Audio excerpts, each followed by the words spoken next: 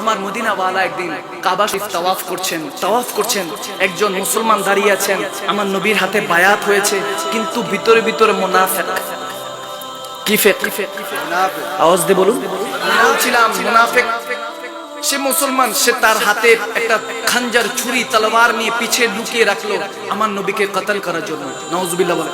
আমার নবী তাওয়াফ করছেন, কাবাতুল্লাহ শরীফ তাওয়াফ করছেন। প্রথম তাওয়াফ করে সে সাহাবী, নাম কেউ আসতে সাহাবীর কাছে এসে বলছে, মানে যখন মুনাফিক তার কাছে এসে বলছে, কি ভাবছো?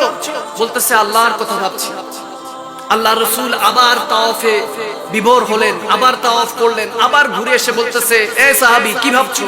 বলতেছে আল্লাহর কথা ভাবছি। এভাবে তৃতীয় তাওয়াফ, চতুর্থ তাওয়াফ, পঞ্চম, ষষ্ঠ, যখন সপ্তম শেষ করে তার কাছে এসে বুকের মধ্যে এভাবে হাতটা রেখে বলল, এ সাহাবী কি ভাবছো? বলে, ইয়া রাসূলুল্লাহ, আপনার কদমে কিভাবে কুরবান হওয়া যায় সেটা ভাবছি। সুবহানাল্লাহ বলুন না। আপনি নবীর কদমে কিভাবে কুরবান হওয়া যায় সেটা ভাবছি। আমার নবী যখন হাত মোবারক তার সিনা মোবারকে রাখলো, সিনা তখন মদিনার আয়না হয়ে আল্লাহর আয়না হয়ে গেল। সুবহানাল্লাহ। আমার আল্লাহ বলেন, আমার রাসূলকে যে দেখলো সে আমাকে দেখলো। সুবহানাল্লাহ বলবেন। দেখেন সেই সাহাবী বলতেছে, ইয়া রাসূলুল্লাহ, আপনার কদমে কিভাবে কুরবান হওয়া যায় সেটা ভাবছি। আমার মদিনাওয়ালা বলেন, যাও, তোমাকে আল্লাহ কবুল করে নিয়েছে। সুবহানাল্লাহ বলুন। এখন সেই সাহাবী অনেক হ্যান্ডসাম ছিলেন, অনেক সুন্দর ছিলেন। যখন তিনি রাস্তা দিয়ে হাঁটা শুরু করলেন, মক্কা মদিনার রমণীরা ডাকছে, অমুক বলে হাজা লিহাজা ডাকতেছে। তখন তিনি বলতেছে, যাও, যদি আগে বলতা তাহলে কোনো কাজ হইতো। কিছুক্ষণ আগে আমি আমার মদিনা বাজারে বিক্রি হয়ে গিয়েছি। চিল্লায় বলেন, ইয়া রাসূলুল্লাহ। ডান হাত তুলে বলেন, ইয়া হাবিবাল্লাহ। ঈমান দিব না, যদি জানও যায় জান দিব লাগলে, ঠিক কি না? কিন্তু ঈমান কখনো দিব না। আল্লাহ কবুল করুক, বলুন আমিন। আমি বলছিলাম, ভাইয়েরা আমার, বাবারা আমার নবীর প্রেম অন্তরের মধ্যে যত নিতে পারবেন, আল্লাহ তত আপনাকে নিকট করে নেবেন। গভীর রজনী, এমন একটা সময়, কারো ঘরে যান, যদি কারো ঘরে যান, দরজা নক নক করেন, যদি তাকে বের হয়ে আসতে বলেন, আপনাকে ধমক দিবে। এমন একটা সময় আমরা বসে আছি, আহা, আল্লাহ বলে ডাক দেন, দরজা খুলে দিবেন। এমন একজন মওলা, তিনার শান কতুর্ধে, তিনি তিনার বান্দাদেরকে খেয়াল রাখার জন্য নিজের প্যারা হাবিব রাহমাতুল্লিল আলামিনকে পর্যন্ত পাঠিয়ে দিয়েছেন। এরপরও বলবেন, বান্দাকে আল্লাহ খেয়াল করেন না, ভালোবাসেন না? বান্দা, মনটা লাগান নাই আপনি এখনো? একবার মনটা লাগিয়ে দেখেন, আমার মওলা প্রতি মুহূর্ত আমার জন্য অপেক্ষা করে, আপনার জন্য অপেক্ষা করে। আমার বান্দা কখন আমাকে ডাকবে আল্লাহ বলে, আমি তার মায়ার সুরে 10 বার, বান্দা একবার ডাকবে, আমি তাকে 10 বার বলবো, ও বান্দা, ও বান্দা। আমার আল্লাহ, সে আল্লাহকে ভুলে গিয়ে কার পথে চলছেন, কার দিকে তাকাচ্ছেন? সবকিছু ছেড়ে দিয়ে আল্লাহর রাসূলের পথে মতে চলে আসুন। আল্লাহর ইজ্জতের কসম, রহমতের বৃষ্টি আপনার জন্য অনিবার্য হয়ে যাবে। প্রতি মুহূর্ত রহমতের বৃষ্টি আপনার দিকে পড়তে থাকবে। মা বোনদেরও জানার দরকার আছে, কারণ আলোচনা করছি, অনেক চ্যানেল এসেছে, এগুলো দেশের বিভিন্ন প্রান্তে যায়। এখন সবাই চাহিদা থাকে হুজুর কিছু আলোচনা শোনার জন্য। তরকারি যদি একটু স্বাদ কম হয়, বলবেন যে খুব ভালো রাঁধছো। কি রাঁধছো? ভালো রাঁধছো, খুশি রাখবেন। তারা সারাদিন অপেক্ষায় থাকে আপনাদের। স্ত্রীকে ভালোবাসবেন, মা বাবাকে সম্মান করবেন। আহা, হযরতে বায়েজিদ বুস্তামির ঘটনা কি ভুলে গেছেন? মায়ের দোয়াতে তিনি কুতুবুল আখতাব হয়েছেন। মায়ের দোয়ার দরকার আছে কি নাই? হযরত ইমাম গাজ্জালী রাদিয়াল্লাহু তাআলা এত বড় আল্লাহর ওলি ছিলেন, এত বড় ইলমের জাহাজ ছিলেন। তিনি গৌসে পাকের জামানার একজন কুতুব ছিলেন, একজন মুজাদ্দিদ ছিলেন, মুজাদ্দিদ্দিন মিল্লাত ছিলেন। গাজ্জালী রাদিয়াল্লাহু তাআলা যখন তেনার বাসায় আসলেন, তেনার সাথে অনেক বড় গাড়ি, কিতাব আর কিতাব। মা দরজা খুলে বলতেছে, কি ব্যাপার গাজ্জালী, অনেকদিন পর এসেছো? বলতেছে, মা অনেকদিন পর এসেছি, সালাম আদান প্রদান হলো। বলতেছে, ভিতরে ঢুকতেছে, এমন টাইমে বলতেছে, ওই গাড়ির মধ্যে কি? বলতেছে, আমার সমস্ত কিতাব। বলতেছে, তোমার কিতাব? বলছে, এই কিতাব ছাড়া আমার কিছুই হবে না, এই কিতাব ছাড়া আমার কিছুই হবে না। এই কিতাবের দ্বারা আমাকে যুগ প্রসিদ্ধ আলেম বলা হয়। তেনার মা ইমাম গাজ্জালী রাদিয়াল্লাহু তাআলা, তেনার মা বলছে, ওই কিতাব যদি ভিতরে নিতে পারো তাহলে ঘরে আইসো। সুবহানাল্লাহ বলেন। তারপর তিনি বলতেছে কিতাব, এত কিতাব কিভাবে মুখস্থ করব? যাক, মা বলছে, মায়ের মন তো সরল হয়, ঠিক আছে আল্লাহ তুমি কবুল করো।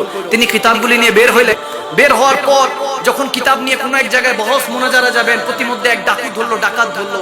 ডাকাত ধরার পর ইমাম গাজ্জালী রাদিয়াল্লাহু তাআলা উনাকে বলছেন যে এই আপনি নাকি অনেক বড় আলেম, আপনার কাছে যা আছে দিয়ে যান। বলতেছে তুমি আমার কাছে যা ধন সম্পত্তি আছে সব নিয়ে যাও, খবরদার আমার কিতাবের দিকে তাকায়ও না, এই কিতাব ছাড়া আমি কিছু না। তখন সে ডাকাত থেকে দেখেন কি শিক্ষা নিচ্ছে। ডাকাত বলছে আপনাকে তো অনেক বড় আলেম জানতাম, এই কিতাব ছাড়া আপনি কিছুই না, এই আলেমের দরকার নেই, এর থেকে তো আমি ডাকাতই ভালো। সুবহানাল্লাহ বলবেন না? বলে আজকে যদি আগুন ধরা দিই আপনি ইমাম গাজ্জালী শেষ, আপনি ইমাম গাজ্জালী আর থাকবেন না, শুধু গাজ্জালী হয়ে যাবেন। ইমাম গাজ্জালী পেরেশান হয়ে গেলেন, বলে আল্লাহ মার কথাটা অতটা খেয়াল করলাম না, মায়ের দোয়া নেওয়ার দরকার ছিল। তখন সাথে সাথে গিয়ে দৌড়ায় গিয়ে ওনার মায়ের কদম ধরে বললেন, মা আপনি আমাকে একটা কথা বলেছিলেন, আমি বুঝতে পারিনি, এখন বুঝতে পেরেছি। আজকে থেকে এই কিতাব যতগুলি বুখারী, মুসলিম, আবু দাউদ, তিরমিজি, নাসাই যত কিতাব আছে, তাহকিকের কিতাব, তাফসীরের কিতাব, তারপর হাদিসের কিতাব, যা কিতাব আছে, ফিকার কিতাব, সমস্ত কিতাব তাসাউফের থেকে শুরু করে সমস্ত আমি ইমাম গাজ্জালী মুখস্থ না করে ঘর থেকে বের হব না। সুবহানাল্লাহ বলুন। তিনি তখন মুখস্থ করে তারপর ঘর থেকে বের হলেন। এরপরেই ওনাকে মুজাদ্দিদে জামান বলা হলো। জামানার 100 শতাব্দীর মুজাদ্দিদ আল্লাহ তেনাকে বানিয়ে দিলেন। সুবহানাল্লাহ। কার দোয়ায়? কার দোয়ায়? মায়ের দোয়ায়। এজন্য মা বাবার খেদমত করবেন। স্বামীকে বলছি স্ত্রীকে ভালোবাসবেন, স্ত্রীকে বলছি স্বামীর খেদমত করবেন। আহা, খাতুনে জান্নাত মা ফাতেমাতুজ জাহরা রাদিয়াল্লাহু তাআলা আনহা, তিনি দরজা ধরে বসে থাকতেন কখন মাওলা আলী আসবে ঘরে। সুবহানাল্লাহ বলবেন। এখনকার যারা আছে বিবিগণরা, তেনারা তো ঘরের দরজা তো দূরে থাকে, আর আজকে এত লেট কেন, আসতে তো লেট কেন, ঘরে কি কেউ আসে না গেছে, খাবার দাবারের প্রয়োজন আছে না নাই, এগুলো নিয়ে বলা ব্যস্ত থাকে, ঠিক কিনা? অথচ দেখেন মা বোনদেরকে বলবো আপনারা খাতুনে জান্নাতকে আইডল বানান। তেনাদেরকে দেখেন তেনারা কিভাবে স্বামীকে মহব্বত করতেন। মওলা আলী মুশকিল কুশা কোন একদিন এরকম রাত হয়ে গেছে, 1টা-2টা বেজে গেছে, যখন আসলেন খাতুনে জান্নাত মা ফাতেমাতুজ জাহরা বলছেন, আজকে শেরে খোদা আলী, ইয়া শেরে খোদা, আজকে আপনার আসতে দেরি হয়ে গেল মনে হচ্ছে। তখন শেরে খোদা মওলা আলী বলছেন, ইয়া বিনতে রাসূলিল্লাহ সাল্লাল্লাহু আলাইহি ওয়াসাল্লাম, হে রাসূলের কন্যা, আজকে আসতে দেরি হয়ে গেছে, কারণ মদিনা ওয়ালা আজকে সুলাইমান আলাইহিস সালামের মেয়ের বিয়ের ঘটনা বলছিল।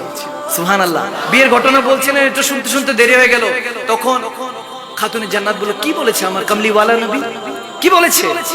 সেই সুলাইমান আলাইহিস সালামের ঘটনাটা কি বলতেছে? তেনার মেয়ের বিয়েতে নাকি তিনি এমন একটা মুকুট দিয়েছেন তেনার মেয়েকে সুলাইমান আলাইহিস সালাম, যেই মুকুটটার দাম হবে 60,000, ড্রেসগুলি বানালে যত দাম হবে তার থেকে 10 গুণ বেশি সুলাইমান আলাইহিস সালামের মেয়ের মুকুটের দাম ছিল।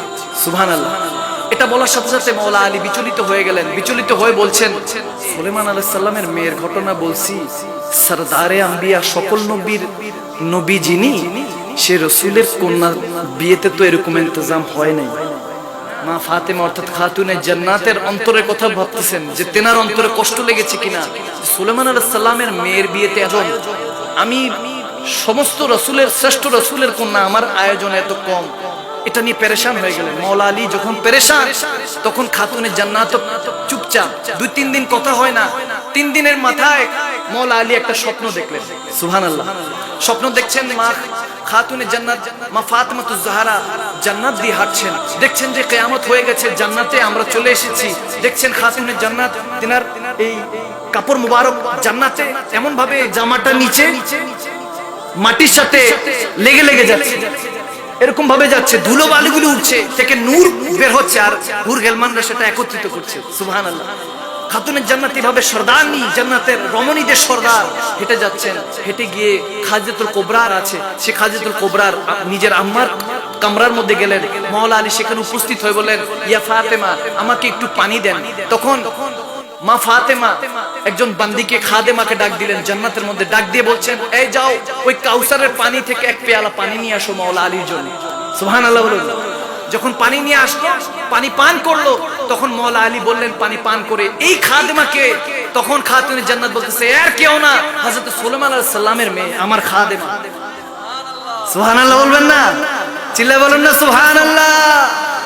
ইজ্জত দেওয়ার মালিক কে? চিল্লায় বলেন কে? এজন্য বলতেছি, মা বোনদেরকে বলছি, আপনারা খাতুনে জান্নাতের নকশা কদমে চলার চেষ্টা করবেন। ভাই বাবাদেরকে বলছি, ফারুক আজমের মতো হযরত ওসমান জুন্নুরাইনের আদব নেওয়ার চেষ্টা করবেন, আলেম ওলামায়ে কেরামকে সম্মান করবেন এবং আবু বকর সিদ্দিকের মতো দানবীর হওয়ার চেষ্টা করবেন, মাওলা আলীর মতো সর্বদা তলোয়ার খোলা রাখার চেষ্টা করবেন।